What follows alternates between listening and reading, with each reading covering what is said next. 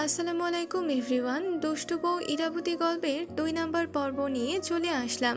তো বেশি কথা না বলে চলুন গল্প শুরু করা যাক। আমাকে জড়িয়ে ধরে শুয়ে থাকো।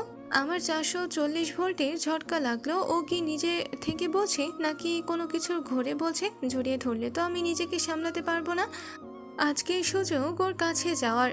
মেয়েরা হচ্ছে লাউয়ের ডগার মতো লকলকে লজ্জাবতী গাছের মতো, তবে একবার পুরুষের সংস্পর্শে আসলে তাদের লজ্জা ভেঙে যায়। আমি ওকে জড়িয়ে ধরলাম। ওর শ্যাম্পুর ঘ্রাণ আমার মাতাল করে তুলছে। ঘাড়ের চুলগুলো সরিয়ে যেই চুমু খেলাম, আমার নিঃশ্বাস ওর ঘাড়ে পড়তেই ওর শরীর কেঁপে উঠল। শরীরের সমস্ত ভর ছেড়ে দিয়ে আরেকটু জোরে জড়িয়ে ধরল। তারপর আর কি ইতিহাস। সকাল 6টা। রিমি তো উঠে রীতিমতো অবাক। শরীরে কাপড় নেই। দুজন নরনারী কম্বলের নিচে এক হয়ে গেছে। এই ছাড়ো। আমি ওকে চুমু দিয়ে দিলাম। অসভ্য, ছাড়ো বলছি, রান্না করতে হবে। আর একটু থাকো না। এবার চিমটি দিতে লাগলো, তাই বাধ্য হয়ে ছেড়ে দিলাম। খবরদার এদিকে তাকাবা না, চোখ বন্ধ করো। কেন, তাকালে কি হবে? না, আমার লজ্জা করে। হুম। আমি আবার ঘুমালাম। ও গোসল করে কিচেনে গেল সকালে নাস্তা বানাতে। আব্বু আম্মুর চা দিয়ে জান্নাতকে ডাকতে গেল। জান্নাত, এই জান্নাত, দরজা খোলো। উফ ভাবি, পরে আসো। উঠে পড়তে বসো। চা আনছি, খাবে? তুমি যাও, আমি খাবো না। তুই উঠে দরজা খোল। উফ, এত সকালে ডাকাডাকি করলে কি ভালো লাগে? মনে মনে ওর ভাবিকে গালি দিল। দরজা খোলার পর রিমি রুমে চা আর বিস্কিট রেখে গেল। মুখ ধুয়ে এগুলো খেয়ে পড়তে বসো। হুম। রিমি যেতেই জান্নাত দরজাটা ভিড়িয়ে দিয়ে আবার কম্বলের নিচে ঢুকে গেল। রিমি সবাইকে ডেকে দিয়ে নাস্তা তৈরি করছে। আগে আম্মু তৈরি করতো, কিন্তু রিমি আসার পর থেকে আম্মুকে কিচেনে ঢুকতে দেয় না ও। অল্প দিনে সবার মন জয় করে ফেলেছে ও। নাস্তা বানাতে বানাতে 8টা বেজে গেছে। নাস্তার টেবিলে সাজিয়ে আমায় ডেকে দিল। এই যে স্যার, আর কত ঘুমাবেন? অফিস যাবেন না? একটু কাছে আসো। ইস, তাহলে উঠবো না? পানি আনবো নাকি? একটু রোমান্টিক হতে পারো না? হয়েছে, এখন গোসল করে খেতে আসো। এই একটা দিয়ে যাও। এই যা, বাবা চলে গেল। ধ্যাত, পোড়া কপাল। রিমি আবার জান্নাতের রুমে ঢুকে দেখে ও আবার নাকে মুখে কম্বল দিয়ে ঘুমিয়ে আছে। দেখেছো মেয়ের কাজ কারবার? গিয়ে একটানে কম্বল ছড়িয়ে ফেলল। মোড়ামুড়ি দিয়ে জান্নাত চোখ মেলে সেই লেভেলের হাসি দিল। এগুলো খাসনি কেন? এখন খাবো। উফ। রিমি চোখ লাল করে চায়ের কাপটা নিয়ে গেল, বিস্কিটগুলো রেখে গেল। তার মনে মনে বেবি করতে করতে বলল, বিয়ের পর বুঝবি সংসার কি এত আহ্লাদ। দেখব। কই রাখো আমার কি। আবার কিচেনে গেল। এদিকে আমি গোসল করে রেডি হলাম, অফিস যাব। আব্বু রেডি হয়ে নিল। সবাই নাস্তা টেবিলে নাস্তা খেতে বসলাম। জান্নাত ফ্রেশ হয়ে চলে আসলো। এই পাগলির ঘরের পাগলি, চলে এমন কেন? হ্যাঁ, মন চায় আগুন লাগিয়ে দিই। এই কথা আম্মু বলে উঠল। জান্নাত বলে উঠল, আম্মু খিদা লাগছে, খাইয়ে দাও না। রিমি তখন বলে উঠল, ওহো ঢঙ্গি। আম্মু জান্নাতের পাশে বসলো। চুলগুলো আছড়িয়ে রাখতে পারিস না? হাতে ফোন কার, বলেই খাইয়ে দিচ্ছি। ভাবি, সকাল হতে না হতেই ফোনটা হাতে নিয়ে নিচ্ছিস? পড়তে বসছিলি? আম্মু, পরীক্ষা হবে না তো। পরীক্ষা হবে না বলে কি পড়তে হবে না? মূর্খ থাকবে। আব্বু বলল, হুম, বৌমা তো ঠিকই বলেছে। পরীক্ষা না হলে কি পড়তে হবে না? তোমার বৌমা কি করছে অনার্স কমপ্লিট করে? রিমি বেয়াদব মনে মনে বলে চোখ রাঙালো। আব্বু বলে উঠল, তাও তো বলতে পারবো লোকের কাছে আমার বৌমা শিক্ষিত আর ছেলে মেয়েদেরও পড়াতে পারবে। পৃথিবীতে সবচেয়ে বড় শিক্ষক হচ্ছে মা। রিমি মুচকি হাসলো। আমি তো বিয়েই করবো না। সবাই হেসে উঠলো ওর কথা শুনে। নাস্তা শেষ করে রুমে আসলাম, ফোনটা খুঁজে নিলাম আর অফিসের কাগজ ফাইল আব্বু নিবে। একটু পর রিমি এসে টাইটা বেঁধে দিল। আমি ওর কোমরে হাত রেখে একটু কাছে টেনে নিলাম। ফাইজলামি করবে না কিন্তু, আব্বু অপেক্ষা করছে, নিচে যাও। একটা দাও না। কি দেব? তারপর আমি দিলাম লং কিস। এটা দাও। ও হয়েছে, এখন যাও, তোমারটা দাও। এখন না দিলাম? আমি কিন্তু দিছি, এটা তো আমি দিছি, এখন আমাকে ফেরত দাও। ঠেলে সরিয়ে দিল। ফাজিল, আব্বু নিচে, তাড়াতাড়ি যাও বলে চলে গেল। শোনো না। কি আর করার। তারপর আব্বু সাথে গাড়ি করে অফিস চলে আসলাম। গতকালে কিছু কাগজ ছিল, ওইগুলো টাইপ করে কম্পিউটারে তুলে রাখলাম। কিছুক্ষণ কাজ করি, কিছুক্ষণ ফোন টিপি। দুপুরের খাবারটা আব্বুর সাথে আব্বুর পার্সোনাল রুমে খেয়ে নিলাম। খাওয়ার পর আমি রেস্ট করার জন্য শুইলাম। আব্বু চলে গেল। 3:30টার সময় রহিম চাচা পিয়ন এসে ডেকে দিল। উঠে ফ্রেশ হয়ে কাজে মন দিলাম। সারাদিন মনিটরে তাকিয়ে থাকতে থাকতে চোখ ব্যথা হয়ে যায়। সন্ধ্যার সময় বাসায় চলে আসি। ফ্রেশ হয়ে বাইরে একটু আড্ডা দিলাম বন্ধুদের সাথে। ওরা বেকার মানুষ, তাই সবসময় ওদের পাওয়া যায়। হারামিগুলো একটাও কাজ করে না, বসে বসে খায় আর মেয়েদের পিছে ঘুরে। যদিও বিয়ের আগে আমিও এমন ছিলাম। রাতে বাসায় এসে সবাই মিলে ডিনার করে যে যার রুমে চলে আসলাম। আমি আধো শোয়া হয়ে ফোন টিপছি। রিমি খাবার টেবিলে গুছিয়ে 10:30টায় রুমে আসলো। ও মনে হয় অনেক ক্লান্ত, এসেই শুয়ে পড়েছে। মাননীয় সহধর্মিনী, আপনার শহীদকে আমি একটা চুমু খাইতে পারি? আমার খেয়ে কাজ নেই, তোমাকে আমি চুমু খেতে দিই? কেন? আমি এই শীতের সকালে গোসল করতে পারবো না। চুমুর সাথে গোসলের কি সম্পর্ক? আমি তোমাকে চিনি না। যাও, আজকে তুমি সোফায় ঘুমাবে, বলেই ঠেলে বিছানা থেকে নিচে ফেলে দিল। আমি রোহিঙ্গাদের মতো অসহায় হয়ে পড়লাম। এটা কি করলো? ও কি আমার বউ নাকি অন্য কারো? উঠে আবার কম্বলের নিচে শোবো আবার। তারপর আলমারি থেকে আরেকটা কম্বল বের করে সোফায় ঘুমালাম। সকাল 6টায় ও ঘুম থেকে উঠে রিমি ডেকে দিল, এই বিছানায় সরো, আলগাপিনির দরকার নেই।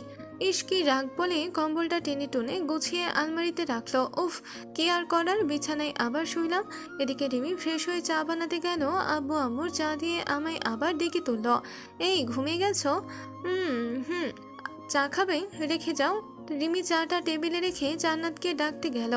এই জান্নাত, দরজা খোলো। রিমির ফোন পেয়ে নতুন ফেসবুক অ্যাকাউন্ট খুলে আরেক ছেলেকে জান কলিজা নারী ভুড়ি সব দিয়ে দিচ্ছে।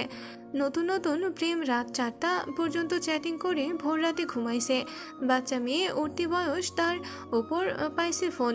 নেই পড়ার চাপ, বুঝতেই পারছেন। ওহ ভাবি, এখন যাও তো। তুই দরজা খোল, নাস্তা খেয়ে পড়তে বস। আমি খাবো না, তুমি যাও। আচ্ছা, খেয়ে আবার ঘুমা। আমি খাবো না, তুমি যাও তো। রিমি নাছোড়বান্দা, ও যাবে না। তুই দরজা খুলবি নাকি চাবি নিয়ে আসবো? তখন কি তো গায়ে পানি ঢেলে দিব। উফ। তারপর দরজা লক খুলেই দিতেই ওর ভাবি ঘরে ঢুকলো। চা আর বিস্কিট রাখলো দুটো ওর পড়ার টেবিলে। হঠাৎ ওর চোখের দিকে তাকাতেই, এই তোর চোখ এমন লাল হয়েছে কেন?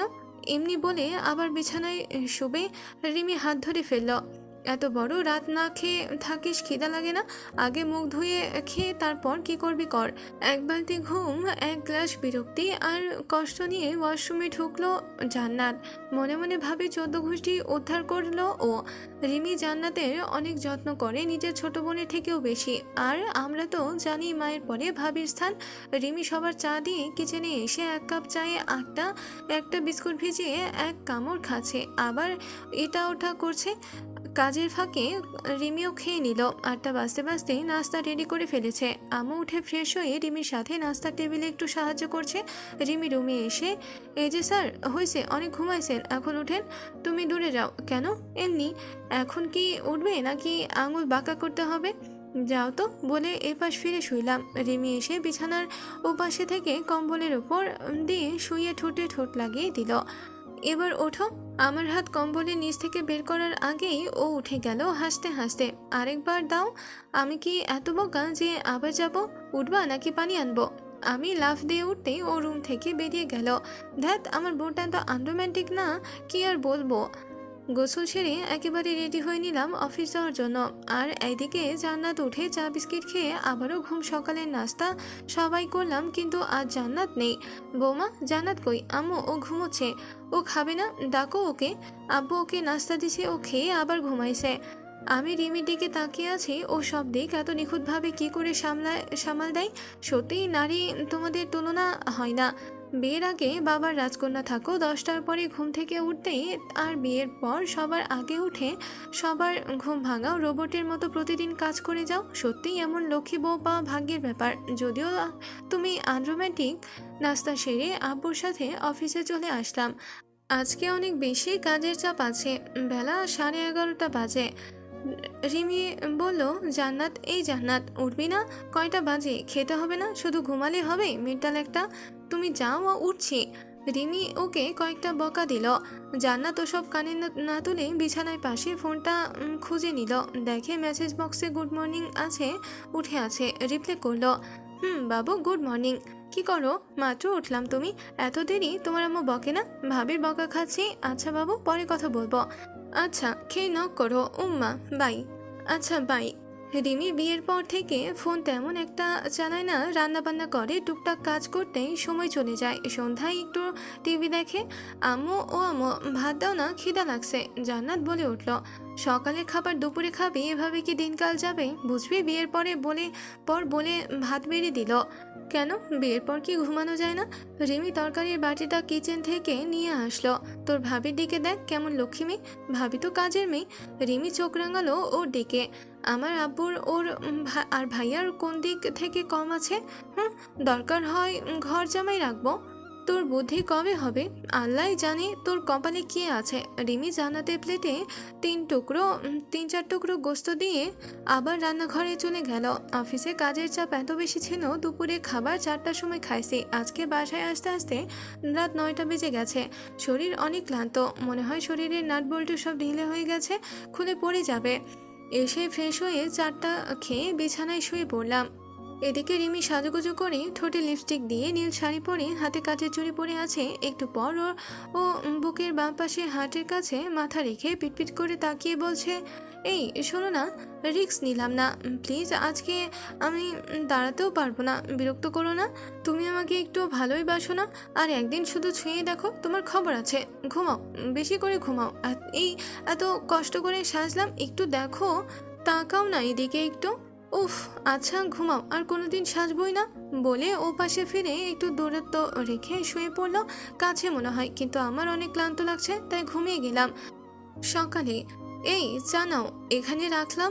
এই হালকা ঝাঁকি দিয়ে ওর হাতে চুড়িগুলো ঝনঝন করছে। খপ করে ওর হাতটা ধরে নিলাম। ছাড়ো, ছাড়ো বলছি, ছাড়ো। আরে মারছো কেন? বলছি না আমাকে টাচ করবে না তুমি। করলে? বলতে দেরি নাকে মুখে হাত চালিয়ে দিল। বাবাকে ছেড়ে দিলাম। আর আরে লাগবে তো। লাগুক, ধরবে কেন? তারপরও চলে গেল। বুঝি ও অনেক রেগে আছে। তখনই মনে পড়লো রাতের কথা। ইস, ভুল করে ফেলছি, একটু দেখার দরকার ছিল। চাটা হাতে নিয়ে বেলকনিতে দাঁড়িয়ে সূর্য ওঠার দৃশ্য দেখছি। সকালের রোদ সত্যি অনেক মজার। হঠাৎই তখন চোখ পড়লো বাসার উত্তর দিকে আম গাছটায় দুটো শালিক পাখি বসে আছে।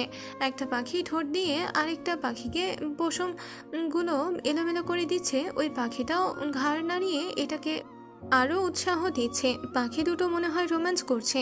প্রকৃতির এই দৃশ্য দেখে আমার শরীরে শিহরিত হয়ে উঠছে। রিমি চায়ের কাপটা নিতে এসে রুমে না দেখে বেলকনিতে আসলো। চা শেষ হলে কাপটা দাও। ওই ওই দেখো ওদিক। লাগবে না, দেখো না একটু। কই? ওই গাছে। ধ্যাত, অশুভ বলে হাসি দিয়ে চলে গেল।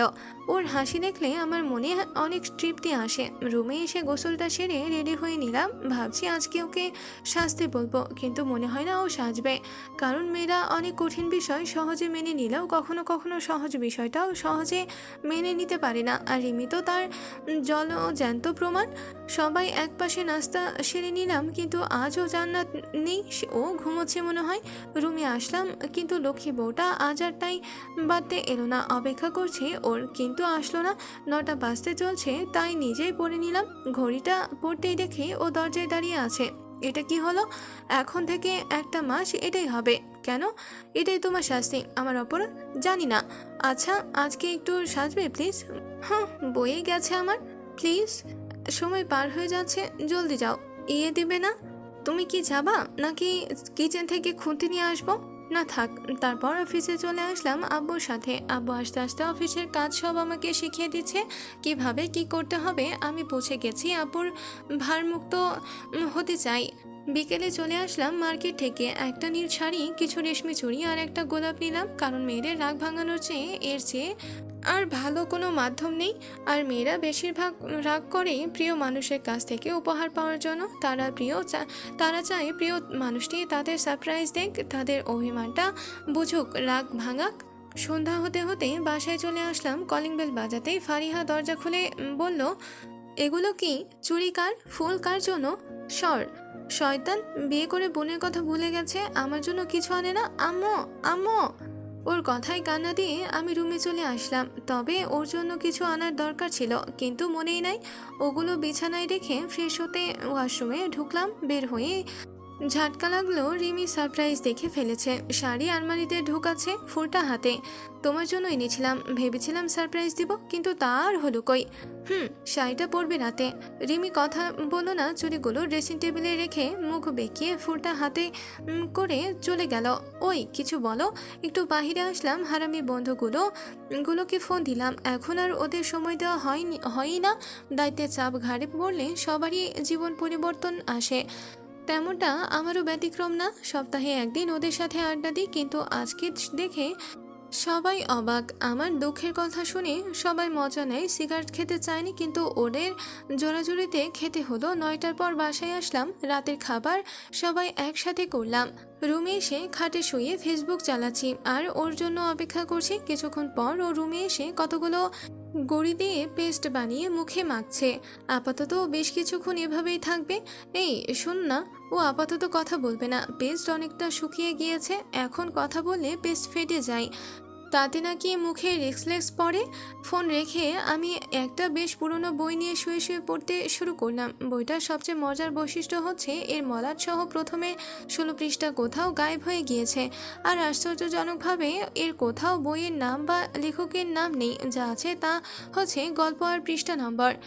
না, আর পড়তে ইচ্ছে করছে না। এসব বইগুলো পড়তে ভালোই লাগে হাই স্কুল বয়সী ছেলেদের। অবশ্য ইন্টারনেটের যুগে প্রাইমারি স্কুলের বাচ্চারাও বড় হয়ে যাচ্ছে।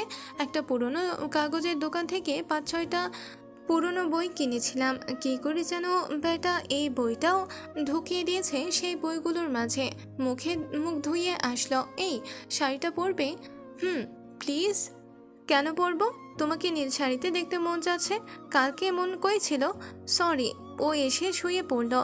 আমি বললাম, এই শোনো না, বলে জড়িয়ে ধরলে খবর আছে। সরি। খাটে ঘুমোতে চাইলে হাত ছড়াও। আমি অসহায় হয়ে হাতটা সরিয়ে শুয়ে পড়লাম। পরে ঠিকই জড়িয়ে ধরে শুয়েছি। আজকের গল্পটি এ পর্যন্তই শেষ হয়ে গেল। পরবর্তী পার্ট পেতে অবশ্যই চ্যানেলটি সাবস্ক্রাইব করে